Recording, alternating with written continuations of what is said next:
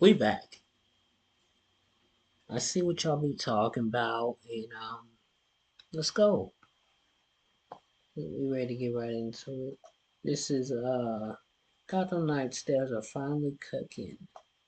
This is by S. Dot the Gamer. Things have been getting very interesting behind the scenes at Warner Brothers over the last month, and now we have confirmation of even more DC games on the way. Finally! What to do, Direct Nation? I'm back with Super News Bits to give you the latest superhero news in 3 minutes or less because I respect your time if you subscribe. So if this video was helpful, hit the like button so it reaches more people, but if it wasn't for you, change it to a dislike. It's no secret that Marvel has been way ahead of DC lately when it comes to releasing games, allowing superhero fans to experience 7 AAA Marvel games since 2018, plus a number of successful mobile titles, with at least another 7 single-player Marvel games expected to release over the next 3 to 5 years. By comparison, DC has only released 2 AAA superhero games in that same time period, with their 2024 live service shooter expected to end support soon, despite being less than a year old, and a VR Batman game releasing later this month. The only thing DC fans had to look forward to was an open-world Wonder Woman game using the Nemesis system,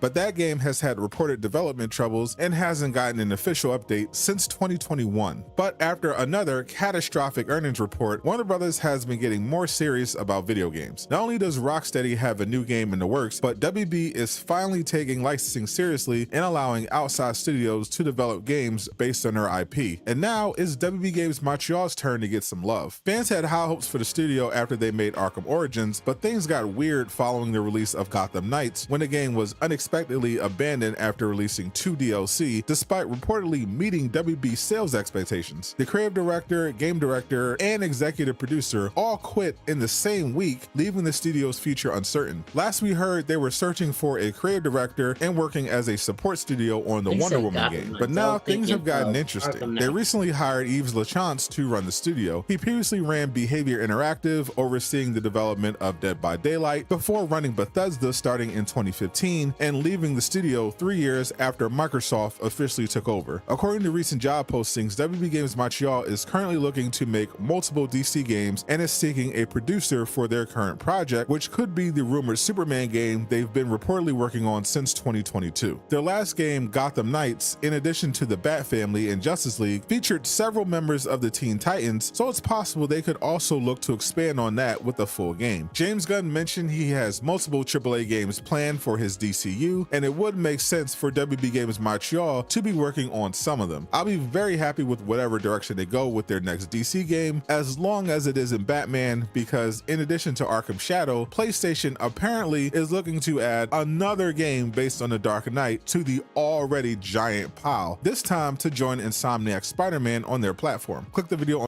Why not? If only there was a way I could earn income while learning how to code and get my first $500 free. We finally got new information on the next major DC video game in development, and I'm ready to put my entire fist through a wall because it's once again another Batman game.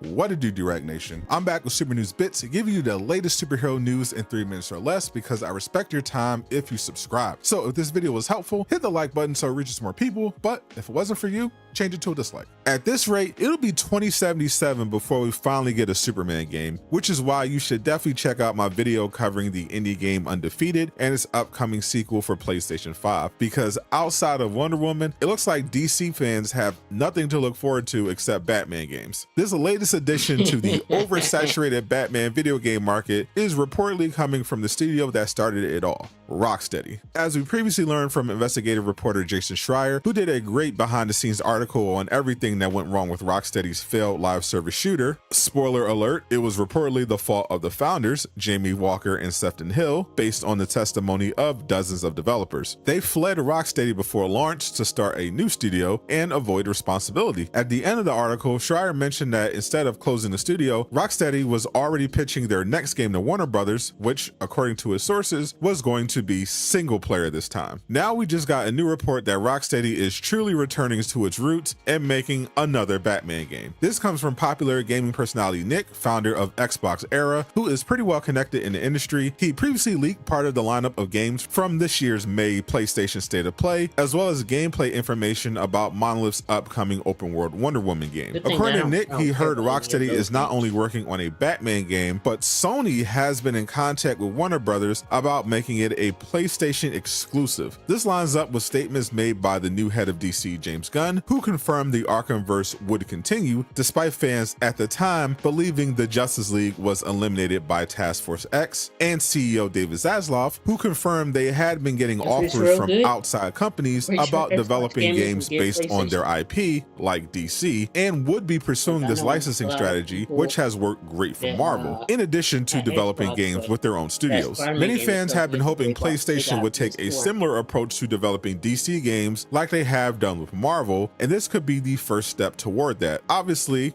bad news for Xbox players, assuming this isn't a timed exclusive, and bad news for people like me with Batman fatigue. But I'm hoping this leads to more DC project announcements overall, as they continue to trail behind Marvel when it comes to gaming. Besides Wonder Woman, there's actually a non-Batman focused DC project we have new information on, Injustice.